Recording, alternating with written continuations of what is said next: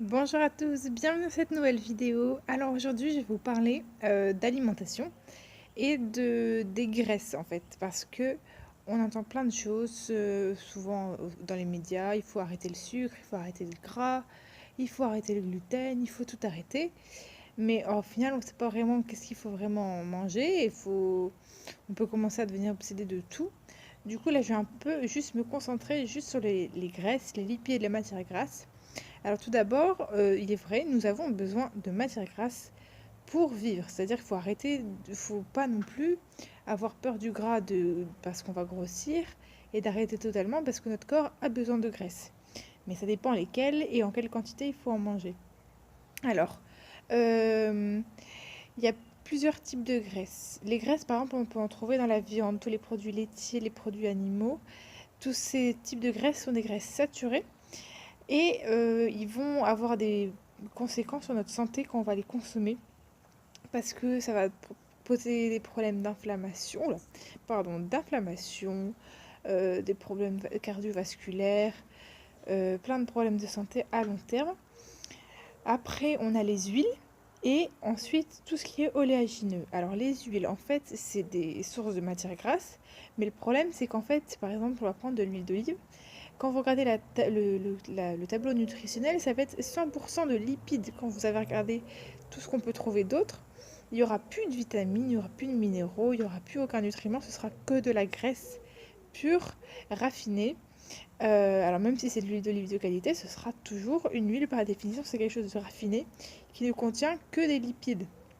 Donc du coup, c'est pas très intéressant au niveau nutritionnel et même dans le corps, une fois qu'on a consommé de l'huile, elle va se mettre tout autour des artères et des veines et empêcher le sucre de passer. Donc c'est ça, si on mange beaucoup d'huile, il faut faire attention au sucre parce qu'après il n'est pas bien assimilé parce que l'huile bloque en faisant une paroi autour des artères. Donc il vaut mieux préférer consommer des graisses à travers des oléagineux ou bien attendez 2 secondes, des oléagineux ou bien d'autres graisses, par exemple les graines ou autre chose. Alors, on a par exemple les noix de Brésil. Après, vous avez tout ce qui est en oléagineux. Vous avez les amandes, les noisettes, les noix de cajou, les noix du Brésil. Toutes ces oléagineux, en fait, contiennent des graisses, mais une partie, c'est environ 50% de matière grasse, et tout le reste, ça va être des fibres, des glucides, des nutriments, des vitamines, des minéraux. Et tout ça, ça va être extrêmement bon pour la santé. Il faut aussi rappeler que les oléagineux, donc voilà, tous ces minéraux, ils sont vraiment hyper bons pour la santé. Et il y a plein de minéraux comme le zinc ou le magnésium qu'on retrouve uniquement là-dedans, mais pas dans les végétaux ou dans les huiles ou voilà, dans d'autres types d'aliments. Vous avez aussi tout ce qui est les graines, toutes ces graines, par exemple là, je vous ai donné des exemples, graines de courge, graines de pavot et graines de chia. Les graines de chia, elles contiennent des oméga 3. Et donc là-dedans, il y a des graisses, mais c'est pareil, c'est à peu près 50%. Et le reste, c'est des vitamines. Par exemple, dans la graine de courge, elle est particulièrement appréciée pour sa haute teneur en protéines, notamment la cacahuète.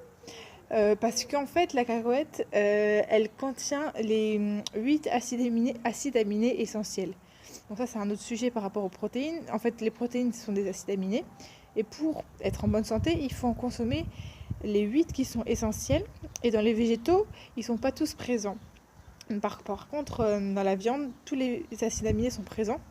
Donc c'est pour ça qu'en mangeant plusieurs types de végétaux, des légumineuses, etc., on va avoir tous nos acides aminés recomposés entre eux dans chaque partie des aliments pour avoir nos acides aminés essentiels. Mais il y a quelques végétaux qui contiennent tous les acides aminés essentiels. Et notamment, il y a la cacahuète, il y a aussi le quinoa, le sarrasin. Il y a aussi d'autres plantes dont je ne me rappelle plus le nom. Enfin bref, ça c'est un autre sujet. Donc c'est pareil, la cacahuète. Là j'ai de la purée de cacahuète. C'est juste de la cacahuète mixée, qui est super bon. Et donc tout ça, ça contient des protéines, mais aussi voilà, des graisses, mais des bonnes graisses. Et après, à côté de ça, on va avoir des vitamines et des minéraux qui sont excellents pour la santé. C'est pareil pour les graines. Les graines contiennent plein de nutriments qu'on ne trouve pas ailleurs. C'est pour ça qu'il est utile d'en consommer et pour avoir son apport de bonne graisse. Donc voilà, c'est tout pour cette vidéo. J'espère qu'elle vous aura plu. Et moi, sinon, je vous dis à la prochaine.